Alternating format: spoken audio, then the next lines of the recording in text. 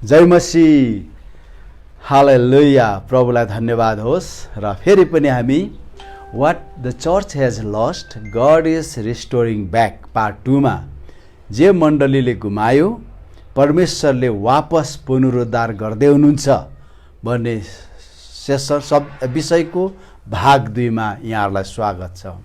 परमेश्वरलाई स्तुति होस्। र म लामो गन्थन नगरिकन हिजोको भागलाई अलिकति रिक्याप गरेर म आज अगाडि बढ्न चाहन्छु। यो निकै लामो ठुलो सब्जेक्ट हो, विषय हो, तर म यसलाई भोलि म कम्प्लिट गर्नेछु। र मैले हिजो यहाँहरूसँग बाँडचुँड गर्दै थिएँ। मण्डली प्रेरित मण्डली जब ख्रीष्ट यीशुले पवित्र आत्मा पिताको प्रतिज्ञा लिएर पेन्तिकोसको दिनमा मण्डलीमाथि खन्याउनु भयो र प्रभु यीशुले भन्नुभएको कुरा उहाँले पुरा गर्नुभयो। उहाँले भन्नुभएको थियो, अबको केही दिनमा तिमीहरू पवित्र आत्माद्वारा बप्तिस्मा हुनेछौ र 8 पदमा जब माथिबाट शक्ति पाउनेछौ तिमीहरू मेरो गवाही बन्नेछौ यरुशलेममा, यहुदियामा, सामरियामा र संसारको पल्लो छेउसम्म। तिनीहरूले पवित्र आत्माको बप्तिस्मा पाए, बप्तिस्मा सहित पवित्र आत्माद्वाराको सामर्थ पनि पाए र त्यहाँ मण्डली सुरु भयो जसलाई हामी प्रेरितीय मण्डली भन्छौँ। अनि प्रेरितीय मण्डली यस्तो थियो, त्यहाँ दान वरदानहरू थियो, त्यहाँनिर आत्माको फल थिए। तिनीहरूले कुनै कुरा आफ्नो भन्दैनथे, तिनीहरूको सबै साझा थिए, प्रभुमा समर्पित थिए, प्रभुको इच्छा र योजनामा हिँड्थे। आज हामी धेरै रासनलाइज गर्छौँ, तर्कहरू गर्छौँ र कतिपल्ट हामीले हाम्रा कति तर्कहरूले परमेश्वरको वचनलाई पनि नजरअन्दाज गर्छ। कतिपल्ट हाम्रो ज्ञानले परमेश्वरबाट आउने बुद्धिलाई उछिनेर लान्छ, किनभने हाम्रो ज्ञान हाम्रो आत्माबाट होइन, हाम्रो प्राणबाट आउँछ। ज्ञानको क्षेत्र भनेको बौद्धिक क्षेत्र जहिले पनि हाम्रो प्राणसँग सम्बन्धित छ र बुद्धि जहिले पनि हाम्रो आत्मासँग सम्बन्धित छ, हाम्रो हृदयसँग।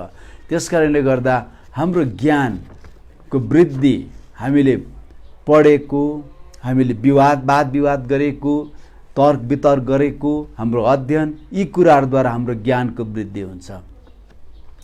तर हाम्रो बुद्धिको वृद्धि ज्ञानबाट हुँदैन। बाइबलले भन्छ बुद्धिको सुरुवात परमेश्वरको भयबाट हुन्छ। अनि परमेश्वरको भय त्यति बेला आउँछ जब परमेश्वरको अस्तित्वलाई हामी हृदयबाट नै स्वीकार गर्छौँ। जब परमेश्वरको भय हराउँदै जान्छ अनि हाम्रो बुद्धिमा पनि ह्रास आउँछ। यसो भन्दाखेरि यहाँहरूसँग एउटा प्रश्न हुनसक्छ, संसारको मानिसहरू पनि बुद्धिमान छन् त? अनि संसारका मानिसहरू बुद्धिमान छन्, तर त्यो बुद्धिले जहिले पनि विवेकसँग सङ्घर्ष गर्दछ। अनि त्यो बुद्धिले जहिले पनि विवेकलाई लत्याउँछ। किन आज कति बुद्धिमान छ, तर आफ्नो आदर्शको कारण, आफ्नो आइडियोलोजी, आफ्नो आस्थाको कारण उनीहरूले विवेकमाथि टेकेर हिँड्छन्। त्यस कारण कतिपल्ट हामीलाई अचम्म लाग्छ, हो यो मान्छे कति राम्रो एकदमै ज्ञानी थियो, बुद्धिमान थियो, तर कस्तो नगर्ने काम गरेछ हो यो मान्छेले। हेर यो जस्तै उदाहरणको लागि एउटा आस्थाको मान्छेले के गर्छ त, अर्को आस्थाको मान्छेलाई मार्छ। किन? तर विवेकले मान्छे मार्नु ठिक होइन, आफू जस्तो मानिसको हत्या गर्नु ठिक होइन भनेर विवेकले भन्दै पनि उनीहरूको बुद्धिमा जहिले पनि ज्ञानको बोझ ज्यादा भएको कारण र विवेक जहिले पनि त्यो अन्ध्यारोमा भएको कारणले गर्दा त्यो विवेकले रोक्न सक्दैन। यस कारणले गर्दाखेरि हामीले परमेश्वरको भय मान्यौँ भने हाम्रो बुद्धि बढेर जान्छ। अनि आज परमेश्वरलाई ज्ञानी मानिसहरू होइन, परमेश्वरको भय मान्ने बुद्धिमान मानिसहरूको खाँचो छ। बुद्धिमान मानिसहरूको खाँचो छ। र मैले यहाँहरूसँग कुरा गर्दै थिएँ प्रेरित मण्डली। यो प्रेरित मण्डली जहाँ प्रेरितहरूको प्रत्यक्ष उनीहरूको सुपरिवेक्षण थियो, उनीहरूको रेखदेखमा थियो, उनीहरूको अगुवाईमा थियो। यसै कारण यो प्रेरित मण्डली हो। अहिले हामी धेरै प्रेरित सेवकै भन्छौँ, प्रेरित मण्डली भन्छौँ। अब कुन प्रेरितको रेखदेख छ, कुन प्रेरितको सुपरिवेक्षण छ, कुन प्रेरितको परामर्श त्यो हामीलाई थाहा छैन। सबैले प्रेरित मण्डली भन्छ, एपोस्टोलिक चर्च भन्छ। विचार र धारणाहरू मात्र प्रेरित राखेर भएन, त्यहाँ कोही प्रेरितीय सुपरिवेक्षण परामर्श हुन आवश्यक छ। अनि प्रेरितले सुपरिवेक्षण परामर्श आफ्नो बुद्धि, आफ्नो समझबाट के आफ्नो ज्ञान र बुद्धिबाट होइन, तर परमेश्वरको भयबाट आउने बुद्धि र पवित्र आत्माको अगुवाईद्वारा प्रेरितहरूले मण्डलीहरूलाई परामर्श गर्नुपर्छ। हामी मेन्टरसिप भन्छौँ। अनि मेन्टरसिपमा सम्प्रदायको निर्माण होइन, ख्रिस्टको मण्डलीको निर्माण हुन्छ। प्रेरितहरू एउटा मण्डलीको प्रेरित हुँदैन। प्रेरितहरू एउटा मण्डलीको प्रेरित हुँदैन। प्रेरितहरू भनेको ख्रिस्टको मण्डलीको प्रेरितहरू हुन्छ। यस कारणले गर्दा अबको पहिलेको प्रेरित मण्डलीमा स्पष्ट रूपमा र प्रत्यक्ष रूपमा प्रेरितहरूको त्यहाँनिर परामर्श थियो, त्यहाँ उनीहरूको चाहिँ लिडरसिप थियो। त्यसकारण प्रेरित मण्डलीमा के थियो त 9वटा वरदानहरू मण्डलीमा थियो र 9वटा फलहरू थियो मण्डलीमा। अनि यो मण्डली प्रतापी थियो, खोटरहित थियो। यो मण्डली सामर्थ्य थियो, शक्तिशाली थियो। अनि एफिसीको पुस्तकमा पाउल लेख्छन्, उहाँले यस्तो मण्डलीलाई लिनु आउनुहुन्छ। अनि आज कतिले भन्नु होला त्यसो भने किन ख्रिस्ट येशू लिनु आउनु भएन? किनभने जस येशू ख्रिस्टले मण्डलीलाई सारा संसारमा जाऊ भन्नुभएको 20-30 वर्ष मात्र भएको थियो। मण्डली सारा संसारमा पुगेको थिएन। एसिया माइनरमा पुगेको थियो मण्डली। प्रेरितहरूको समयमै मण्डली युक्रेनतिर थियो, स्पेनमा पुगेको थियो। प्रेरितहरू युक्रेन, ब्ल्याक सी वरिपरि मण्डली प्रेरितहरू, स्वयं प्रेरितहरू गएका थिए, तर संसारको पल्लो छेउसम्म पुगेका थिएन। अनि प्रभु येशूले, मैले हिजो तपाईहरुलाई अलिकति बताएँ, तिमीहरूले संसारमा जाऊ, चेला बनाऊ र मैले तिमीहरूलाई भनेको कुराहरू गर्न सिकाऊ। पिता, पुत्र, पवित्र आत्माको नाममा बप्तिस्मा देऊ। हेर म अन्तसम्म तिमीहरूसँग छु भन्नुभयो।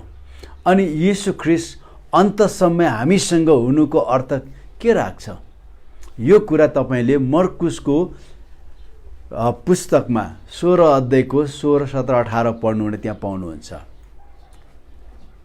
मलाई विश्वास गर्ने र बप्तिस्मा लिनेले उद्धार पाउनेछ। मलाई विश्वास गर्नेहरूमा यो चिन्ह हुनेछ, तिनीहरूले मेरो नाउँमा भूतहरू पाउनेछन्, नयाँ भाषाहरू बोल्नेछन्, सर्पहरू उचाल्नेछन्, विषालु कुरा पिए तापनि तिनीहरूलाई केही पनि हानि हुने छैन। रोगी बिमारीहरूमाथि हात राख्नेछन्, तिनीहरू निको पार्नेछन्। र 18 पदमा तपाईले पाउनुहुन्छ, प्रभु येशू तिनीहरूसँग हुँदै चिन्ह, चमत्कार, आश्चर्य काम गर्दै आफ्नो वचनलाई प्रमाणित गर्दै तिनीहरूसँग रहनुभयो भनेर, आत्मामा रहनुभयो भन्छ। त्यो हो अन्तसम्म तिमीहरूसँग म छँदैछु भन्नु खोज्नु भएको। यसकारणले प्रभु येशू हामीसँग हुनुहुन्छ भने हामीसँग प्रभु येशूले जे गर्नुभयो त्यो कुराहरू हुन्छ। प्रेरित मण्डलीको एज 2033 देखि एडी 33 देखि लगभग 120 वरपर, किनभने यूहन्ना प्रेरित यूहन्नाको जो स्वाभाविक मृत्युमा उनी मर्नुभयो, प्रभुले उठाउनु भयो। धेरैले 100 एडीमा भन्छ, तर कति मैले एउटा बाइबल के अरे चर्च हिस्ट्री सुन्दै थिएँ मैले, नरेसन त्यति बेला यूहन्नालाई रोममा आगो उमालिरहेको कराईमा तेलमा डुबाए। यूहन्ना केही भएन, अर्को बाजी डुबाए के भएन। यो भएपछि त्यहाँको सम्राटले यूहन्नालाई पद्मस टापुमा ब्यानिस गरे, उनलाई चाहिँ त्यहाँ निर्वासनमा पठाए। त्यहाँ उनले प्रकाशित वाक्य लेखे, परमेश्वरबाट प्रभु येशू ख्रीष्टबाट उनले प्रकाश पाएर त्यो सबै लेखे। त्यस पछाडि उनी स्मरणा गए भन्छ। अनि स्मरणामा उनी यरुशलेममा आएनन्, स्मरणामा गएर उनी त्यहाँ प्रभुमा सुते। र पोलिकार्प जो यस स्मरणाको बिशप, उनलाई चाहिँ व्यक्तिगत रूपमा प्रेरित यूहन्नाले चाहिँ उनलाई चाहिँ चेला बनाएको थिए, मेन्टरसिप गरेको थिए। अनि यो पोलिकार्पले चाहिँ जिउँदै उनलाई जलाइएको थियो। हेर्नुहोस्, जब पत्रुस रोममा पुग्यो, पावल रोममा पुग्यो, अनि यरुशलेमको पास्टर याकुब, प्रभुको भाइ याकुब, उनी ब्ल्याक सी एरियामा उनी कति वर्ष बसेर फेरि यरुशलेम आए। र उनी एक दिन सिनागोगमा उनले प्रचार गर्दै गर्दा उनलाई त्यहाँ मानिसहरूले पिटेर ढुङ्गाले हाने, पक्रेर लगे, अनि माथि छानाबाट खसाले, पिटेर उनलाई मारे।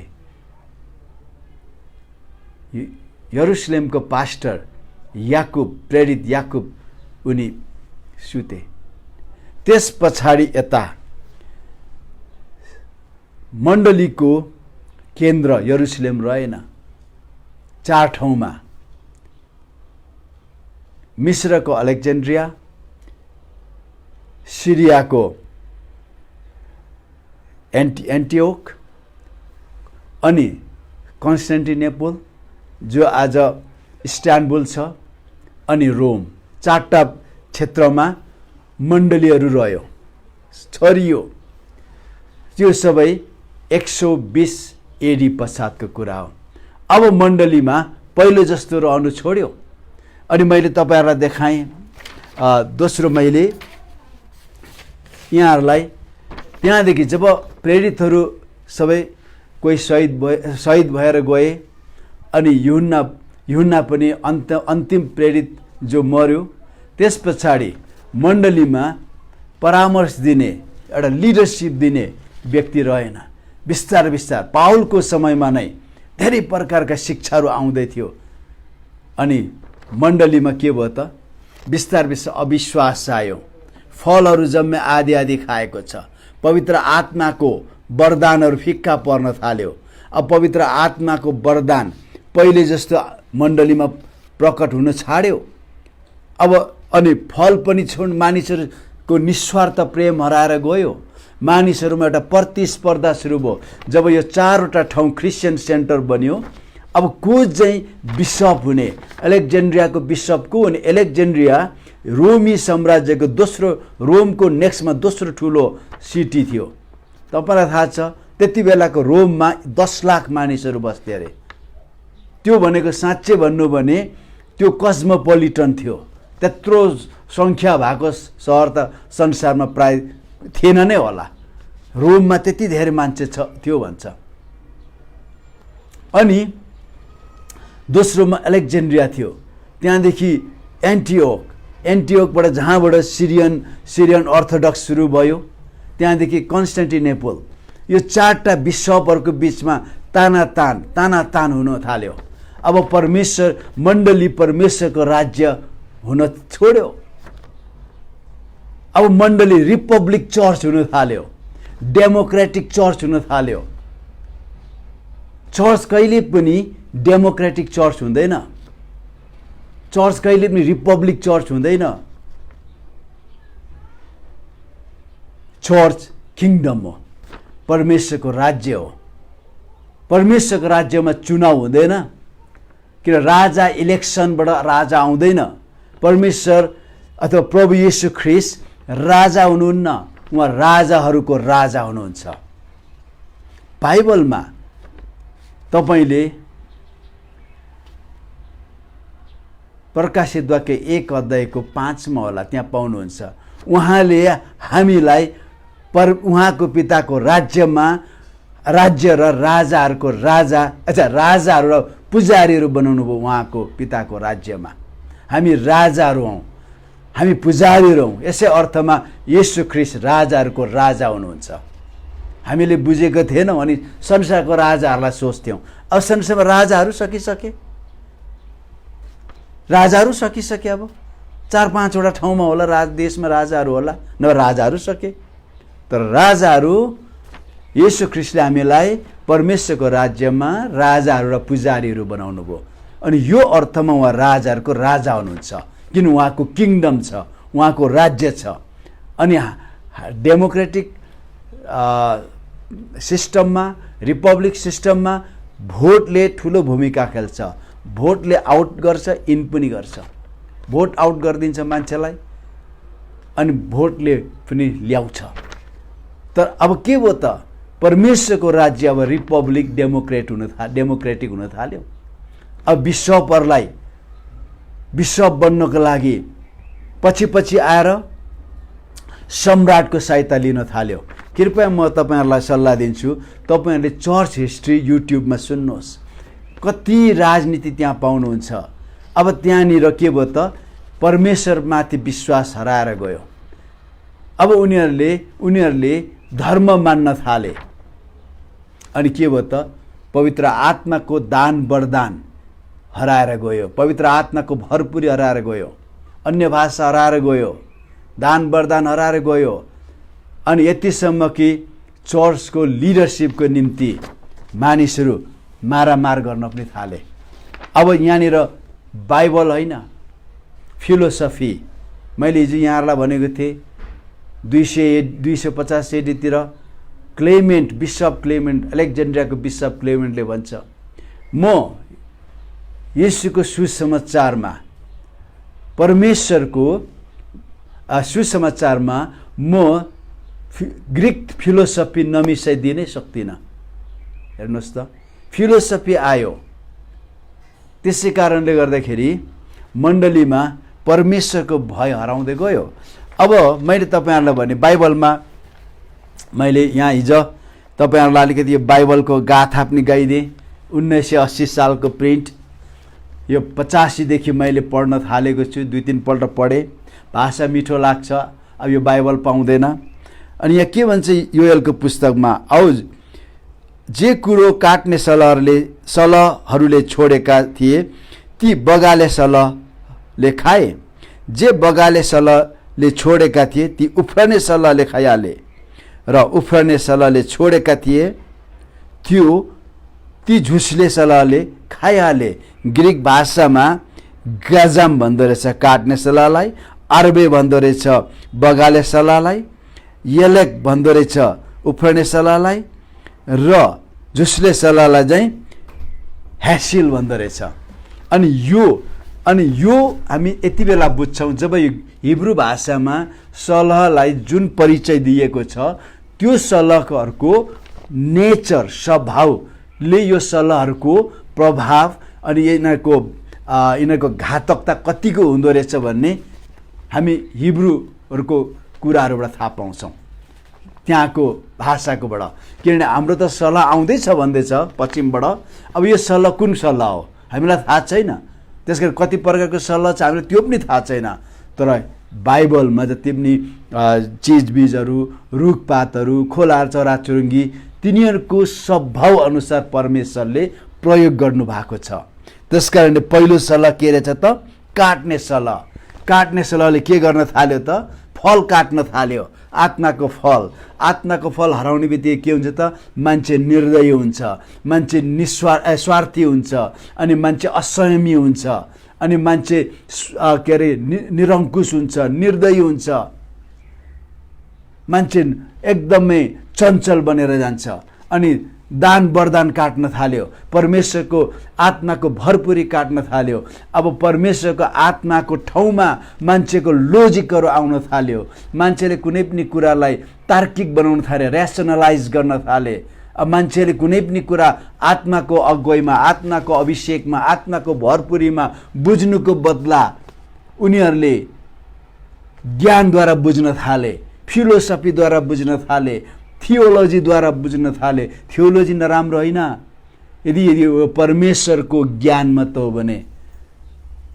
थियोलोजीले परमेश्वरलाई प्रमाणित गर्नु खोज्नुभन्दा पहिले तपाईँको आत्माले परमेश्वर हुनुहुन्छ भनेर विश्वास गर्नुपर्छ। म यो देश भन्दिनँ, तपाईँलाई सायद थाहा हुन्छ होला, कुनै एउटा युरोपमा एउटा यस्तो देश छ, त्यो देशमा हरेक जनताले रिलिजियस ट्याक्स तिर्छ। उसले थाहा पाउँदैन मैले कसरी यो ट्याक्स तिर्दैछु भन्ने कुरा। अनि त्यहाँ चाहिँ के हुन्छ त, सरकारी चर्च छ 2टा। अनि त्यहाँ चाहिँ के गर्छ त, सरकारले पास्टर नियुक्ति गर्छ। अनि कति मान्छे जब्स कामको लागि, नोकरीको लागि के गर्छन् भने तिनीहरू चाहिँ थियोलोजी पढ्छन्, एमडी गर्छन्। अनि उसलाई यो प्रोफेसन हो, यो परमेश्वरमाथि विश्वास होइन, प्रोफेसन हो। उसले राम्ररी थियोलोजीमा राम्ररी पढेको कारणले उसले त्यसलाई व्याख्या गर्न सक्छ। हेर्नुहोस्, तपाईँ एउटा उपन्यास पढ्नुहोस् 3 वर्ष बिताउनुहोस् त्यो उपन्यासको बारेमा।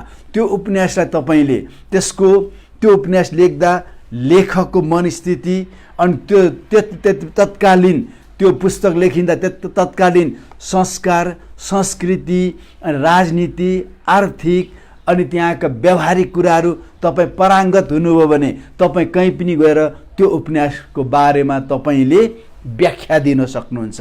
तपाईँले त्यो उपन्यासको पात्रहरू रियल हुन् भनेर तपाईँलाई विश्वास छैन, तर के त त्यसको अध्ययनद्वारा तपाईँले त्यो उपन्यासलाई तपाईँले मानिसहरूलाई जीवन्त बनाइदिन सक्नुहुन्छ आफ्नो व्याख्याद्वारा, विश्लेषणद्वारा। जस्तै भावार्थ भन्छ नि, हामी उहिले स्कुलमा पढ्दाखेरि टीका लेख्ने, भावार्थ लेख्ने चलन थियो। सर्टेन पोर्सन लियो अनि उपरोक्त खण्डहरू फल्नाले यसरी त्यहाँ व्याख्या लेख्थ्यौँ हामी। आज लेख्छन् मलाई थाहा छैन, हामी त्यो त हामी 4-5 क्लासमा हामीले लेख्थ्यौँ। हामीले भावार्थ लेख्ने हामीले त्यसरी लेख्थ्यौँ 4-5 क्लासमा, हामीलाई सिकाइन्थ्यो। पद्य सङ्ग्रह, गद्य सङ्ग्रह हुन्थ्यो त्यति बेला।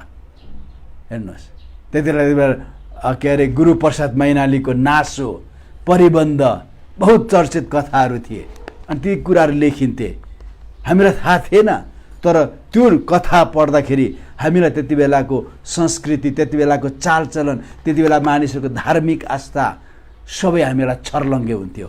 आज कति त्यसरी पढ्छन् अनि पछि जब भ्याकेन्सीहरू आउँछ पास्टरको निम्ति अनि उनीहरू एप्लाई गर्छन्, सिभी दिन्छन् अनि उनीहरू मजाले उनीहरूले जब गर्छन्, उनीहरू चर्चको पास्टर हुन्छन्।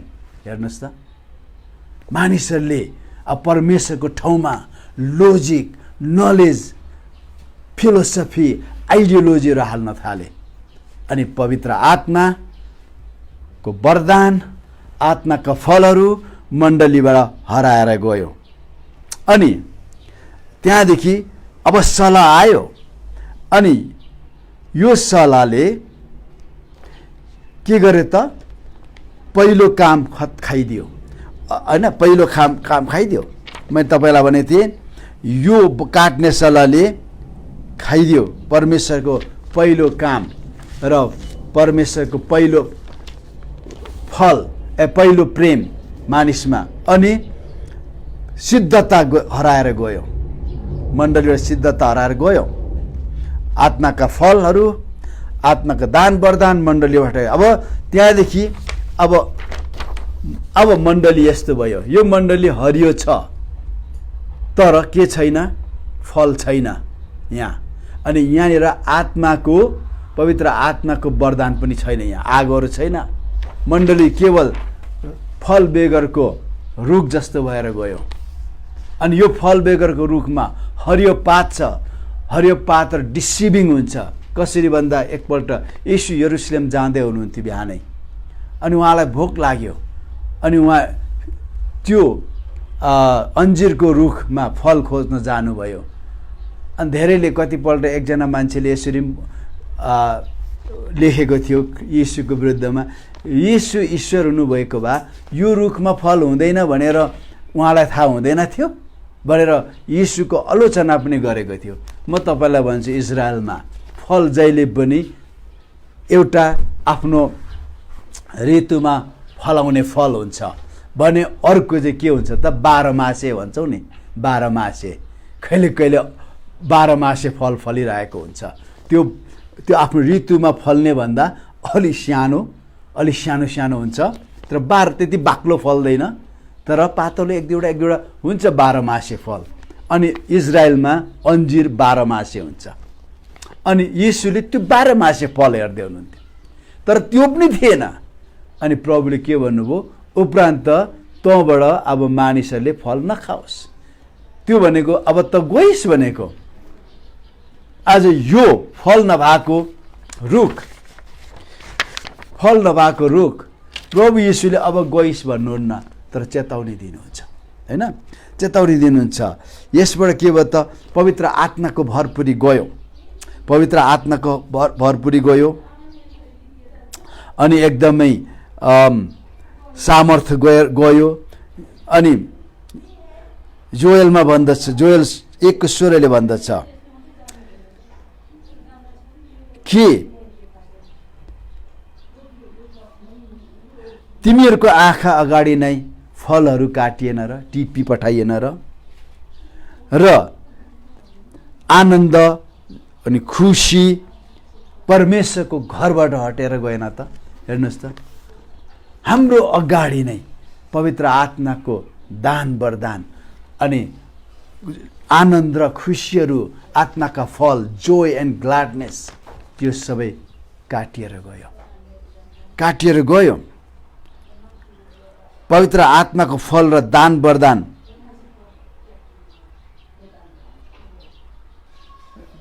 भास्ट मेजोरिटी धेरै क्रिस्चियनहरू ठुलो समूहबाट त्यो हराएर गयो।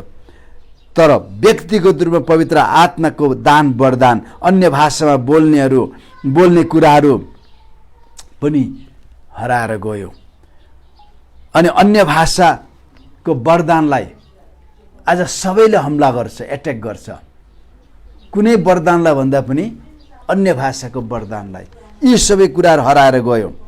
र एकदमै सिकर्स, परमेश्वरलाई खोजेर प्रार्थना गर्ने सभाहरू, प्रशंसा गर्ने सभाहरू अब के हुन थाल्यो, हराएर गयो।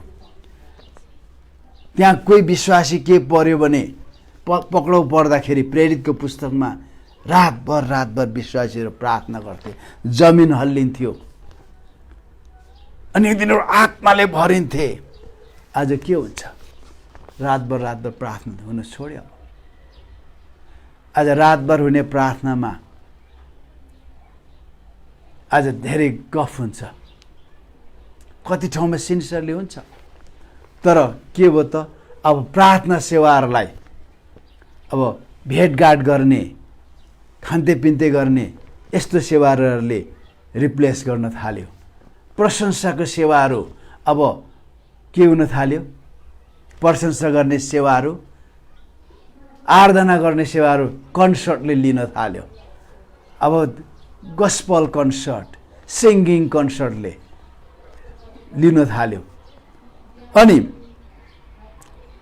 त्यहाँदेखि एकदमै भेदभाव, औपचारिकता अनि के भन्छ यो भेदभाव, साम्प्रदायिकता बढेर गयो। यस्तो कुराहरूले स्थान लिन थाल्या। अनि नम्रता, भक्तिको कुराहरू, पवित्र आत्माको प्रकटीकरण सबै हराएर गयो। सताउट, खेदहरू अनि निन्दाहरू पनि हराएर गयो। तपाईले फिलिप्पीको पुस्तकमा पाउनुहुन्छ, यदि मानिसहरूले खतना किन लिन चाहन्छन् भन्दाखेरि खेदो नआओस् यहुदीहरूबाट अरे। आज कतिपल्ट हामी हामाहा किन मिलाउँछौँ, खेदो नआओस् भनेर। अब त्यहाँ तत्कालीन मण्डलीले सबै कुरा मिल्न थाल्यो, किनभने उनीहरूले परमेश्वरको वचनलाई युनानी दर्शनद्वारा परिभाषित गर्न थाले। त्यति बेला निकोलाइटनहरू थियो, नोस्टिकहरू थिए, स्टोइकहरू थिए। यिनीहरूले धेरै संसारसँग मिल्ने, जस्तै एउटा फिलोसफी के आयो भन्दाखेरि पाप शरीरमा गरेको, यसकारणले यस शरीरलाई हामीले दण्ड दिनुपर्छ। कसरी? मतवाला गर्ने, व्यभिचार गर्ने। त्यसले के भन्छ, हाम्रो आत्मा त बाँचेको छ, नयाँ गरी जन्मेको छ, हाम्रो आत्मालाई के हुँदैन, तर पाप यो शरीरमा भएको कारण यो शरीरलाई चाहिँ हामीले के गर्नु पर्यो, सताउनु पर्यो। अनि शरीरलाई के गर्ने, यसलाई हामीले दण्ड दिने, खुवाउने, पियाउने, शरीरको व्यभिचार गर्ने। यसले हाम्रो आत्मालाई केही असर पर्दैन। जस्ता स्टोइक, नोस्टिक, निकोलाइटन यस्ता शिक्षाहरू व्याप्त हुन थाले, किन यसले सतावट, होलिनेस भन्ने कुरा हराएर गयो, सतावट, खेदो, निन्दाहरू हराएर गयो। अनि के हुन आयो त, मान्छेहरू प्रोफेसर्स नट पोसेसर्स भन्ने, भक्तिको भेष धारण गर्ने शक्तिलाई इन्कार गर्ने मानिसहरू मण्डली बन्न थाल्यो। अब मण्डलीलाई पवित्र आत्माको सामर्थ चाहिएन, पवित्र आत्माको भरपुरी चाहिएन। अब मण्डली के भयो त, केवल मण्डली शक्ति र सामर्थ रहित, हात हतियार खोसाइएको सिपाही जस्तो भयो। अनि यहाँ के भन्छ भने तपाईँको, तब मानिसहरूले पवित्र आत्माले मलाई नयाँ तरिकाले भर्नुभयो भन्ने धारणा आयो। येशूले फुकिदिँदै हामीले पवित्र आत्मा पायौँ। अब हामीलाई पवित्र आत्माद्वारा भरपुरी हुनु खाँचो छैन, त्यो आउन थाल्यो। किनभने प्रेरितमा आएको त त्यो त मण्डली स्थापना गर्नुको लागि आएको थियो, अब त्यो गयो, अब हुँदैन। त्यो मण्डली स्थापित भइसक्यो, अब चङ्गैको सामर्थ्य चाहिँदैन, किनभने त्यो वाद्यहरूलाई गइसक्यो। युनानी, अहिले पनि कति ठाउँमा युनानी दवाखाना भनेर इन्डियामा लेखेको हुन्छ, युनानी दवाखाना, त्यो भनेको ग्रिक मेडिकल सेन्टर भन्नु खोजेको, ग्रिक मेडिसिन सेन्टर। हेर्नुहोस् त, युनानी दवा वैद्यहरू थिए, अब यो दबाईहरू योमा गइसक्यो, अब हामीलाई त्यो चाहिँदैन। अनि तिनीहरूले पवित्र आत्मालाई भरिने चाहिँ अब बाइबलले भने जस्तो अन्य भाषा बोल्नु पर्दैन, अब हामी नयाँ तरिकाले भरिन थाल्यौँ। येशूलाई विश्वास गर्दै नै हामीले पवित्र आत्मा पायौँ। That's right. पहिलो कोरिन्थी 12:13 त्यही भन्छ, हामीलाई एउटै शरीरमा, ख्रिस्टको शरीरमा पवित्र आत्माले बप्तिस्मा दिनुभयो। तर त्यो पवित्र आत्माद्वाराको भरपुरी होइन, त्यो नयाँ जन्मको अनुभव हो। अनि त्यहाँदेखि के भयो त, यसले धेरै कुराहरूलाई सहज बनाइदियो। अब म विश्वासी हुँ, पवित्र आत्माले भरिएको छु भन्ने एउटा स्वीकार गर्ने, तर आत्माको सामर्थ्यदेखि टाढो हुने मानिसहरू बनायो। अनि पवित्र आत्माको बप्तिस्मा धेरै हराएर गयो। अनि त्यहाँ तर जहिले पनि हेर्नुहोस्, एलिया एक्लै निराश हताश थियो। उसलाई कस्तो लाग्यो भने म एक्लै छु, ईश्वरको डर मान्ने, ईश्वरको सेवा गर्ने म एक्लै छु भनेर उसले गनगनाइरहेको थियो।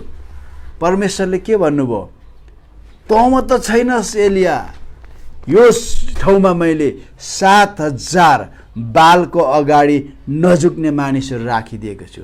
हेर्नुहोस्, जहिले पनि परमेश्वरले बिरुवा राख्नुहुन्छ, फेथफुल रेमनेन्टहरू।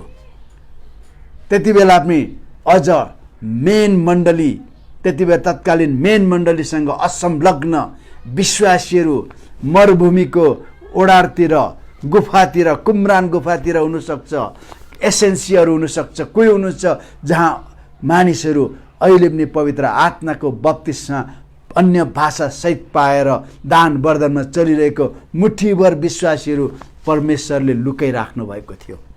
तर ठुलो चङ्क, ठुलो ब्लक चाहिँ के भएको थियो त, यो जस्तो भएको थियो, दान वरदान रहित फल रहित मण्डली, शक्ति र सामर्थ सबै खोसाइएको मण्डली, संसारसँग मिलेर हिँड्ने मण्डली भएको थियो। अनि त्यहाँदेखि के भयो भन्दाखेरि जे कुरा काट्ने सल्लाहले काटेको थियो, बगाले सल्लाहले खायो। अब बगाले सल्लाहले खाएको कुरा चाहिँ उफ्रने सल्लाह आयो। उफ्रने सल्लाह येलेक, तपाईँले गुगल गरेर तपाईँले सिग्निफिकेन्स अफ येलेक, क्यारेक्टर नेचर अफ येलेक लोकस्ट भनेर तपाईँले हेर्नुभयो भने सायद येलेकको कस्तो स्वभाव हुन्छ तपाईँले पाउनुहुन्छ। अनि यो सल्लाहले अब के भयो त, यो सल्लाहले आउने बित्तिकै मण्डलीमा पवित्रता पुरा हराएर गयो। अनि यो विनाशकारी किराले सल्लाहले हैन के देखाउँछ त, परमेश्वरको पवित्रतामा हिँडेर परमेश्वरको आउने भयलाई उदाहरण स्वरूप नाश गर्यो। परमेश्वरको भय हराएर गयो। परमेश्वरको भय हराएर गयो। तिनीहरू के गर्नु थाले त, संसार र पाप भन्दा माथि उनीहरू जिउन छाडे। अनि तिनीहरू चाहिँ अब साँघुरो बाटोमा हिँड्न छाडे, साँघुरो ढोकाबाट प्रवेश गर्न छाडे। तर उनीहरू के गरे त, अब फराकिलो बाटोमा संसारसँगै एकसाथ रमाउन थाले। यो कस्तो भयो त, यो रुखको बिरुवा जस्तो हैन, यो चाहिँ एकदमै झन मक्किँदै कुइँदै गएको रुख जस्तो हुन थाल्यो। अनि अब मानिसहरूलाई जे कुरा तत्कालीन मण्डलीलाई, त्यो पर्फेक्ट मण्डलीलाई जे कुरामा उनीहरूलाई पाप लाग्थ्यो, पापमै थियो, अब उनीहरूलाई यसमा पाप लाग्नु छोड्यो। किन बाइबल हिब्रू 12:14 लेखेको छ। हिब्रूको 12:14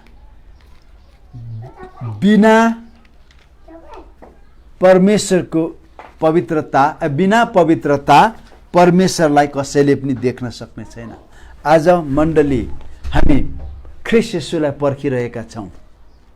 त्यति बेला हेर्नुहोस्, त्यो अपवित्रताले गर्दाखेरि, अपवित्र हराएको कारणले मण्डली ख्रीष्टसँग धेरै टाढो गयो। अब नाम मात्रको मण्डली भयो। मैले त्यो क्रिस्चियन हिस्ट्री सुन्दाखेरि मलाई अचम्म लाग्यो। होइन, मण्डली यस्तो थियो, केवल 150 वर्ष पछि नै मण्डलीमा यस्तो किसिमको राजनीति, यस्तो किसिमको अधार्मिकता, यस्तो किसिमको अपवित्रता प्रवेश गर्यो। आई कान्ट जस्ट बिलिभ, म विश्वास गर्न सक्दिनँ। त्यो बिचमा अहिलेको मण्डली फार बेटर छ, कति ठाउँमा, कति अर्थमा। हेर्नुहोस्, किनभने त्यति बेला मण्डली एसिया माइनर वरिपरि थियो। मण्डलीमा बिसप हुनको लागि उनीहरूले सम्राटको सहायता लिन्थे। बिसप हुनको लागि संसारिक मानिसहरूको अभिमतहरू उनीहरूले किन्थे। 3टा लेभल थियो, विश्वासीहरू, अनि पेट्रियार्कहरू, अनि बिसप। अनि उनीहरू आफूलाई ठुलो बिसप घोषणा गर्थे। यस सन्दर्भमा एउटाले म पोप भन्यो, म पोप भयो। ताना आज त्यो हेर्दाखेरि हेर्नुहोस्, मण्डलीमा परमेश्वरको भय हराएर गयो, पवित्रता हराएर गयो। अनि पापमा मण्डलीले सम्झौता गर्यो। किन? अब मण्डलीमा पवित्रता हराएर, पवित्र आत्माको दान वरदान, पवित्र आत्माको फल हराएको कारण मण्डली अब पहिलेको जस्तो फल त छँदै छैन, आगो छँदै छैन। अब पातहरू पनि कम भएर गयो। मण्डली यस्तो भएर गयो। जब यो उफ्रने सल्लाहले खान थाल्यो, मण्डली यस्तो भएर गयो। अनि पाप गर्ने सन्तहरूलाई पाप गर्ने सन्तहरूलाई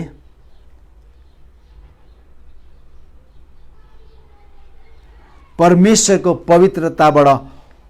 पवित्रताबाट हटेर जाने सन्तहरूलाई, पाप गर्ने सन्तहरूलाई तिनीहरूले मण्डलीको सङ्गतिमा आउन मनाइ गर्थे।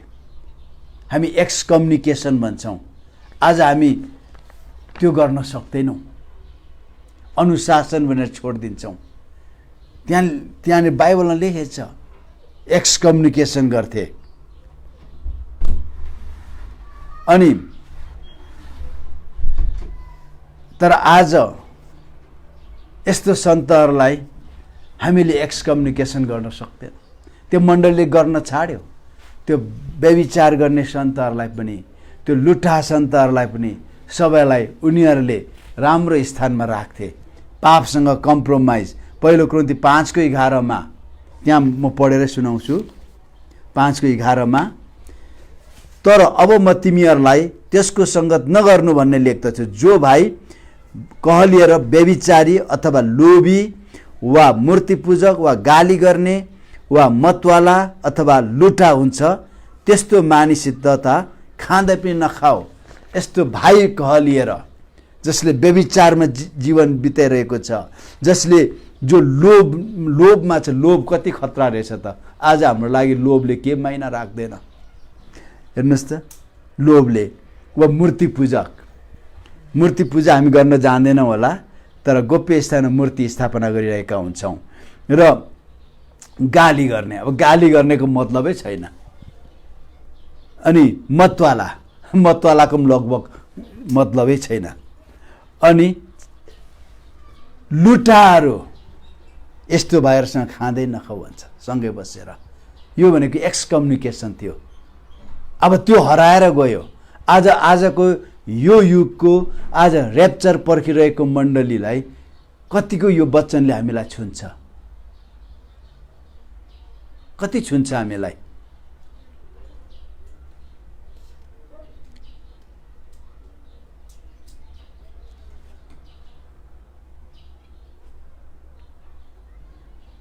अब मण्डलीले होलिनेस, पवित्रताको स्तरलाई बाइबलबाट तल झारेर आयो। अब अनहोलिनेस, अपवित्रता भन्ने चिज मण्डलीमा छैन। अनि कसैले यस्तो अपवित्रता काम गर्यो भने त्यसलाई अब मण्डलीले ऱ्यासनलाइज गर्छ, त्यसलाई तार्किक बनाउँछ। अनि तार्किक बनाएर त्यसलाई यो ठिक छ भन्नेमा पुर्याउँछ। हेर्नुहोस्, त्यो उफ्रने सल्लाहले मण्डलीलाई खानु थाल्यो। अब मण्डलीबाट होइन पवित्रता गयो, पापसँग सम्झौता आयो। अनि मण्डलीमा अब लिडरसिपको लागि फाइट आयो। परमेश्वरको पवित्रता डर हराएपछि मण्डलीमा लिडरसिपको लागि फाइट हुन्छ। मैले अघि भनिहालेँ, परमेश्वरको मण्डली परमेश्वरको राज्य हो। यो प्रजातन्त्र र गणतन्त्र होइन, जहाँ भोटद्वारा के हुन्छ, लिडरसिपमा जान्छौँ। तर यो परमेश्वरको राज्य हो। परमेश्वरको राज्यमा भोट हुँदैन। राजाको लागि राजाले नियुक्त गर्छ। यदि तपाईँले ख्रीष्ट येशूलाई राजाहरूको राजा भनेर सोच्नुहुन्छ भने ख्रीष्ट येशूले मण्डलीमा सेवकहरू नियुक्त गर्नुहुन्छ। अनि मण्डलीमा सेवकहरू उहाँले नियुक्त गर्नुभएको कारण, आफ्नो प्रतिनिधिको रूपमा नियुक्त गर्नुभएको कारण उहाँले मण्डलीलाई त्यो व्यक्तिद्वारा बोल्नुहुन्छ। आज मण्डली कमिटीमा बोल्नुहुन्न। परमेश्वर अथवा ख्रीष्ट येशू कमिटीसँग बोल्नुहुन्न। उहाँ विश्वासीसँग बोल्नुहुन्छ भने उसको व्यक्तिगत जीवनको लागि बोल्नुहुन्छ। तर मण्डली as a church, as a kingdom of God, परमेश्वरले आफ्नो नियुक्त गरेको व्यक्तिसँग बोल्नुहुन्छ। उहाँले त्यसको लागि प्रेरितहरू, अगमवक्ताहरू, पास्टरहरू, शिक्षकहरू, प्रचारकहरू नियुक्त गर्नुभएको छ। आज हामी भोट हालेर पास्टर रोज्छौँ। भोट हालेर अनि कतिले पास्टर हुनको लागि हरेक हत्कण्डाहरू अपनाउँछ। किनभने तपाईले 7 वटा मण्डली प्रकाशित वाक्यमा तपाईले पाउनुहुन्छ, त्यहाँ ख्रीष्ट येशूले मण्डलीसँग बोल्नु भएन, मण्डलीको तारासँग दूतसँग बोल्नुभयो। त्यहाँ लेखेको छ, he spoke to messenger of so and so church। Messenger भनेको पास्टरहरू, अगुवाहरू। कसको लागि बोल्नुभयो उहाँले? इन्टायर चर्चको लागि बोल्नुभयो। अब यो कुरा हराएर गयो। हाम्रो चर्चहरू गणतान्त्रिक चर्च बने, हाम्रो चर्चहरू प्रजातान्त्रिक चर्चहरू बने। अब हाम्रो चर्चमा हामीलाई मनपर्ने वचन बाँड्ने मानिसलाई हामी अगुवा र पास्टर बनाउन थाल्यौँ। कति अब के हो त, डियोत्रिफसहरू पनि आउन थाल्यो। डियोत्रिफसहरू, तेस्रो यूहन्नाको 9 र 10 ले भन्छ, डियोत्रिफस जो चाहिँ मण्डलीमा प्रोमिनेन्ट स्थान उसले चाहन्थ्यो। अनि उसले के गर्थ्यो त, परमेश्वरको प्रेरितहरूको कुरा सुन्ने मानिसलाई एक्सकम्युनिकेसन गर्थ्यो। आज त्यो मानिसले यहाँ के लेखेछ भने,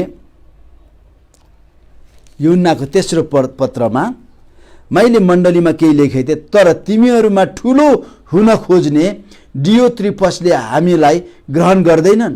यसकारण म आएँ भने त्यसले कुवचनले हाम्रा विरुद्ध बोलेर गरेको थियो, त्यतिको पनि सन्तोष नभएर भाइहरूलाई पनि ग्रहण नगरी ग्रहण गर्ने इच्छा गर्नेहरूलाई पनि रोकेर मण्डलीबाट निकालिदिएको कुराहरूको सम्झना म गराउनेछु, यूहन्नाले भन्छ। डियोत्रिफस जहिले पनि गणतान्त्रिक मण्डलीमा हुन्छ, प्रजातान्त्रिक मण्डलीमा हुन्छ। किनभने त्यहाँ ठुलो हुनको लागि के गर्नु पर्यो? मत जित्नु पर्यो। अब हामी ख्रीष्ट येशूलाई पर्खिँदैनौँ। हाम्रो पास्टर हामीले रोज्नु पारेन, मण्डली हामीले के गर्नु पर्यो? प्रार्थना गर्नु पर्यो, फास्टिङ बस्नु पर्यो। उनीहरूले प्रेरित यहुदाको लागि प्रेरित रिप्लेस गर्नको लागि उनीहरूले प्रार्थना गरे। प्रभुलाई भने तपाईँले रोजेको मान्छे को हामीलाई देखाउनुहोस्। मत्तियासलाई प्रभुले रोज्नुभयो। कति समय छ? रोज्नुभयो। अनि त्यहाँदेखि डियोत्रिफसहरू आए। अनि मण्डली पहिले अब मण्डलीको पातहरू गयो, फल गयो, मण्डलीको आगो गयो। यो मण्डलीको अर्नामेन्टहरू थियो, गहनाहरू थियो। एउटा मण्डली दान वरदानले भरिएको मण्डली, फलले भरिएको मण्डली, यति सौन्दर्य हुन्छ। यसले संसारको सेवा गरिरहेको हुन्छ, संसारलाई फल खुवाइरहेको हुन्छ, यति सुन्दर हुन्छ। तर फल र दान वरदान गएपछि यो मण्डलीको फलहरू कुहिन थालेपछि, झर्न थालेपछि यो मण्डलीको शक्ति र सामर्थ्य रहेछ। पात मात्र रहेपछि यो मण्डली गुणकारी हुन सक्दैन, यो रुख गुणकारी हुन सक्दैन। अब यो पातहरू पनि उफ्रने सल्लाहले उफ्री खान थाले। यो येलेक भन्ने सल्लाहले, यो किराले जीवन नाश गर्न थाल्यो। पात जहिले पनि बिरुवाको सास प्रश्वास गर्ने माध्यम हो। अब त्यहाँदेखि के भयो त, अन्तमा आएर झुसले सल्लाह आयो। झुसले सल्लाह क्याटरपिलर भन्छ। यो झुसले किरा आयो।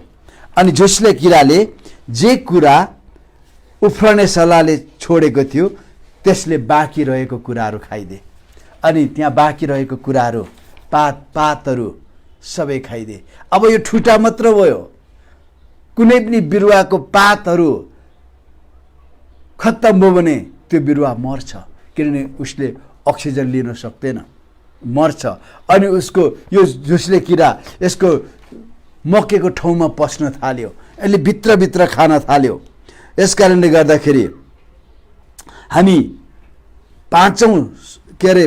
हामी 6औं सर्कलमा पुग्न आँटेका छौँ। मण्डलीले के गुमायो भन्ने कुरा। अनि अब यो पहिले रुखको नाम निशाना हराएर गयो।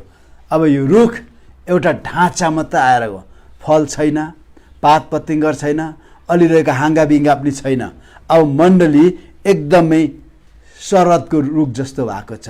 अनि यो टुनाहरू भाँचिँदै गएपछि यसको रुखको ढाँचा पनि हराउँदै गयो। अब यो सिद्ध रुख रहेन, अनि यो रुखहरू फलहरूबाट फलहरू झारियो, यसको पातहरू गयो, यसको हाँगा बिङ्गाहरू बोक्राहरू सबै झुसले किराले खाइदियो। अब अनि यो रुख के गर्यो त? अब मर्न थाल्यो। अनि यसको जो मेन उसको बोट छ, ट्रङ्क छ, त्यहाँ पनि किरा लाग्न थाल्यो। अनि भित्रभित्र मक्किन थाल्यो। यसमा झुसले किराले जहिले पनि जमिन त्यो रुखभित्र गुड बनाउँछ, अनि त्यसले खान थाल्छ। यो खान थाल्यो यो रुख, अनि यो रुख चाहिँ खोक्रो बनेर गयो। अनि कुनै रुख पनि यो अवस्थामा जीवित रहनु सक्दैन, किन यसको पात हाँगा बिङ्गाहरू यो चाहिँ उसको जीवनको स्रोतहरू हो। जरा मात्र भएर हुँदैन, उसले अक्सिजन लिने कुराहरू सबै सकेर गयो। अनि विश्वासीहरू पनि पवित्र आत्मा बेगर, जीवनको सास बेगर र पवित्र ख्रीष्ट येशूमा पवित्र जीवन बेगर उसको अस्तित्व केही न कामको हुन्छ। मण्डली दाँत उखालिएको, नङ्ग्रा उखालिएको सिंह जस्तो हुन्छ। मण्डली लाचार मण्डली हुन्छ। लाचार मण्डली, अब मण्डलीले सुसमाचार सुनाउन सक्दैन। अब मण्डलीले सुसमाचार सुनाउनको लागि हरेक कुराहरू गर्नुपर्छ। हरेक कुराहरू, तिमीहरू पापमा छौ, तिमीले दान दियो भने तिमीहरू स्वर्ग जान्छौ, यस्ता झुटछुट कुराहरू भन्न थाल्नु पर्यो। मण्डली शक्तिविहीन भएर गयो। अब के भयो त? तपाईँले मण्डलीले धार्मिकता हराएर गयो। अब लास्टमा धार्मिकता थियो, विश्वासद्वाराको धार्मिकता। रोमी 9:30 हेरौँ।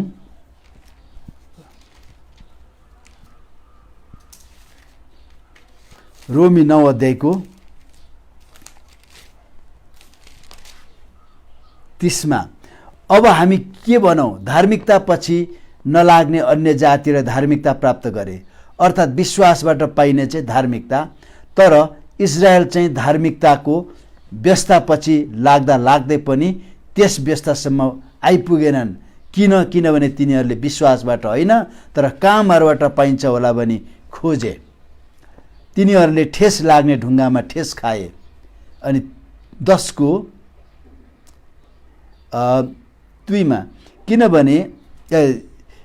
किनभने तिनीहरूसँग परमेश्वरको निम्ति जोश त छ तर समझ अनुसारको होइन भनी मलाई तिनीहरूका विषयमा पक्का थाहा छ। 3 किनभने परमेश्वरको धार्मिकतामा अजान भएर तिनीहरूको आफ्नै धार्मिकता स्थापित गर्न खोज्दा तिनीहरू परमेश्वरको धार्मिकताको अधीनमा रहन सकेनन्। अब धार्मिकता हराएर गयो। हामी हेर्नुहोस्, पुरानो करारमा इजरायल, नयाँ करारमा मण्डली। कदापि मण्डलीले इजरायललाई प्रतिस्थापन गर्दैन। हामी आत्मिक इजरायलीहरू होइनौँ। कतिले त्यसरी प्रचार गरेको भनेको सुन्छु। हामी आत्मिक इजरायली होइनौँ। इजरायलीहरूले व्यवस्था पाए, व्यवस्थाको पालनद्वारा तिनीहरू धर्मी हुन्थे, ठहरिन्थे। उनीहरू व्यवस्थाका सबै सेरेमोनियल लहरू, मोरल लहरू, डाइटिक लहरू उनीहरूले पालन गर्दै गएपछि उनीहरू धर्मी हुन्थे। अनि हामी पनि नयाँ करारमा ख्रीष्ट येशूसँगको करार, उहाँको वचन विश्वासद्वारा पालन गर्दै विश्वासद्वारा हामीले धार्मिकता पाउँथ्यौँ। अनि उनीहरूले कामद्वारा धर्मी हुन्थे। तर अब हामी कामद्वारा होइन, विश्वासद्वारा धर्मी हुन्थ्यौँ। तर के भयो त? जब धार्मिकताबाट आउने विश्वासबाट मण्डली चिप्ल्याएर गयो त्यति बेलाको मण्डली, अनि मण्डलीले कामद्वारा धर्मी हुन खोज्न थाल्यो, अनि तिनीहरू चुकेर गए।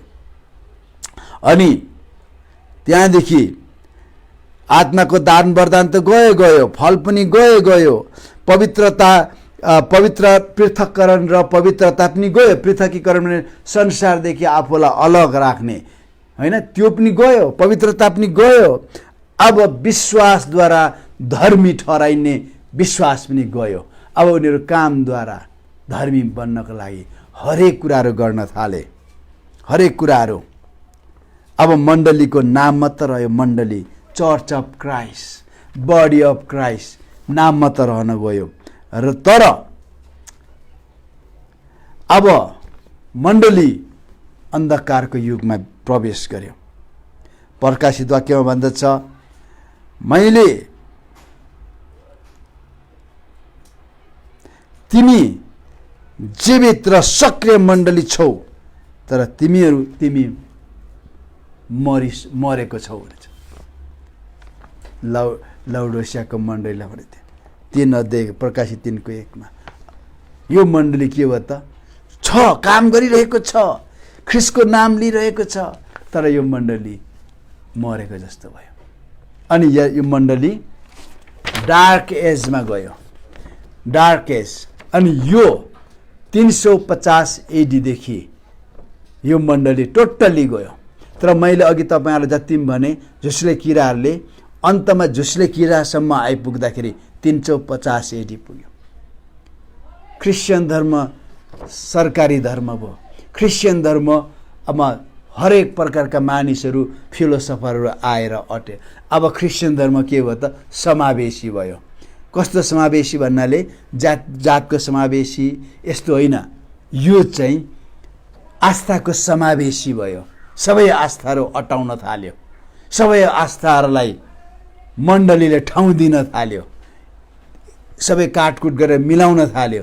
अब यो मण्डलीमा धार्मिकता रहेन, पवित्रता रहेन, पृथककरण रहेन, सेन्टिफिकेसन रहेन, सेपरेसन रहेन।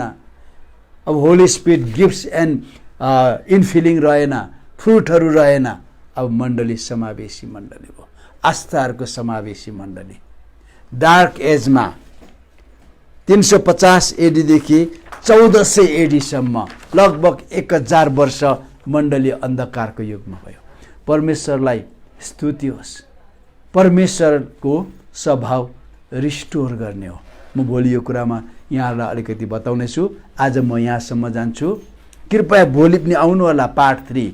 यहाँनिर म अझ कसरी रिस्टोर हुँदैछ र हामी त्यो प्रक्रियामा निरन्तर लागिरहेका छौँ। आजको मण्डली त्यो प्रक्रियामा लागिरहेका छौँ होइन, हामी त्यो प्रक्रियामा हिँडिरहेका छौँ, हामी आफै होइन। किनभने प्रभु यीशु ख्रिस्टको आगमन नजिक छ। उहाँले मण्डलीलाई उठाइलाई जाने समय नजिक छ। उहाँले असिद्ध पापमा डुबिरहेको मण्डलीलाई उठाउन सक्नुहुन्न उहाँले। त्यसकारण मण्डली पवित्र, प्रतापी, दोषरहित, खोटरहित होस् भनेर उहाँले मण्डलीलाई रिस्टोर गर्दै जाँदै हुनुहुन्छ। मण्डलीले ती गुमाएका कुरालाई वापस रिस्टोर गर्दै हुनुहुन्छ। यो कुरा म भोलि तपाईँहरूलाई बताउनेछु। प्रभुले तपाईँलाई आशिष दिनुभएको होस्। बाइबल पढ्नुहोस्, तपाईँले त्यहाँ सबै कुरा पाउनुहुन्छ। सबैलाई जय मसीह।